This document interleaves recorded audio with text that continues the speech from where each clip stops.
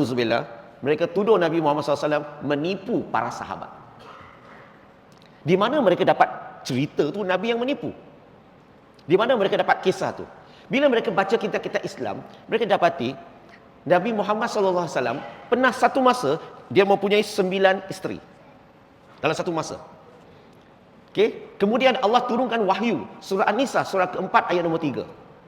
Perintahkan umat Islam maksimum boleh ada 4 isteri.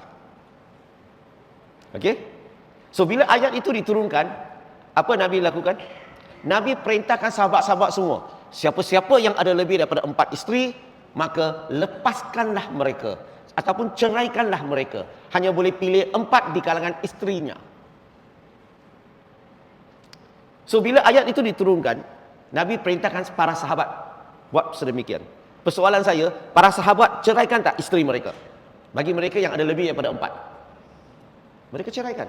Mereka ikut tak perintah Nabi? Ikut. Tapi siapa yang tak ceraikan isteri? Siapa yang ada lebih daripada 4 yang tak ceraikan isteri? Siapa yang kekalkan semua isterinya lebih daripada 4? Nabi Muhammad SAW. Maka orang barat mula menuduh, dia kata Nabi menipu para sahabat. Perintah Allah untuk semua, dia suruh orang ceraikan isteri, dia sendiri kekalkan 9. Maka mereka tuduh Nabi Muhammad SAW, na'udzubillah, menipu para sahabat. Kalau soalan ini sampai kepada muslimin muslimat di sini, kawan-kawan bukan Islam tanya, apa akan jadi? Kalau kita tak belajar cara-cara menjawab, cara-cara mengulas, apa akan jadi? Kadang-kadang iman kita akan ya. Betul tak? Okey. So, saya akan ulas soalan ini dulu. Yang pertama, nak jawab soalan ini, okey, orang yang tujukan soalan ini, kita kena tanya dia, di manakah dia dapat cerita ini yang mengatakan Nabi Muhammad SAW menipu para sahabat? Nah, kita nak tanya dia, di manakah dia dapat cerita itu? Sebab dalam agama Islam, kita sekurang-kurangnya, kita ada 4 tafsir Quran yang utama. Quran boleh tafsir Quran, sunnah boleh tafsir Quran, sahabat boleh tafsir Quran, ulama boleh tafsir Quran. Tanya mereka, kisah kamu ni datang daripada tafsir mana satu? Rasa-rasa dia boleh jawab tak? Dia mana pernah baca tafsir Quran? Betul? Langsung tak ada dalam tafsir Quran. Kedua, tanya dia, sebab setiap ayat Quran diturunkan, dia ada konteksnya. Orang sini faham tak konteks? Contoh kalau ayat itu mula dengan ya ayuhan nas, maksudnya Allah bercakap dengan siapa? Wahai manusia, betul? Kalau Allah mula dengan ya ayyuhallazina amanu, Allah bercakap dengan siapa? Orang Islam, orang-orang yang beriman, betul? Kalau ayat itu mula dengan kul ya ahlul kitab, Allah bercakap dengan ahlul kitab, Yahudi dan Nasrani. Nampak tak? Setiap ayat ada konteksnya. Maka kamu tanya dia, surah An-Nisa, surah keempat ayat nombor 3. Tadi ayat yang mereka tuduh tadi. Okey, ayat ini, apa konteksnya? Rasa-rasa apa akan jadi? Apa konteks ayat itu? Mereka memang tak tahu. Kadang-kadang orang Islam pun tak tahu.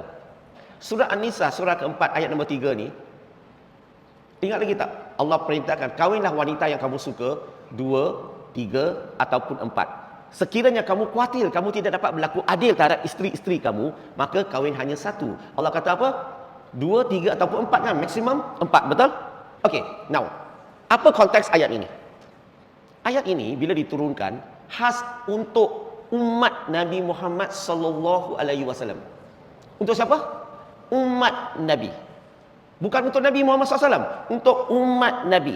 Maksudnya bila ayat itu diturunkan, mulai saat itu, orang Islam maksimum 4 sampai hari kiamat. Setuju tak? Itu untuk umat Nabi. Untuk Nabi Muhammad SAW, Allah beri dia syariat lain. Dalam surah Al-Ahzab, surah 33, ayat 50 hingga 52.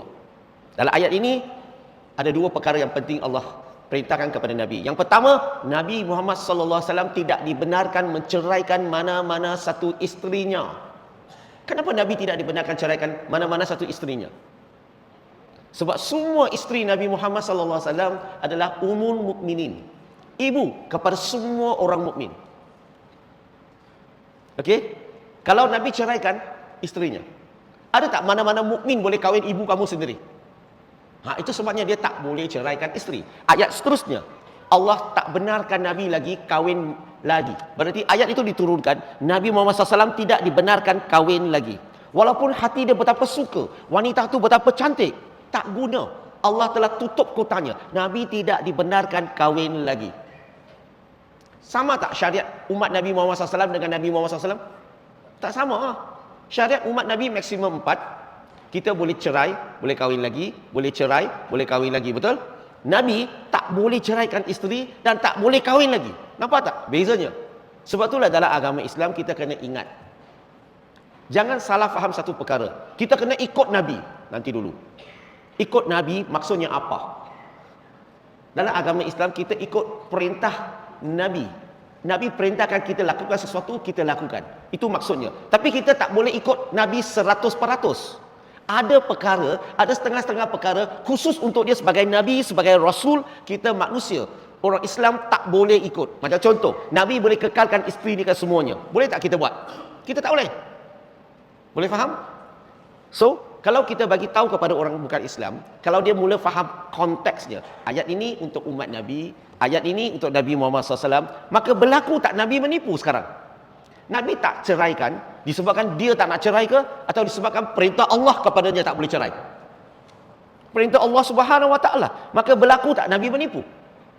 Tak berlaku lagi bila kamu tahu konteksnya.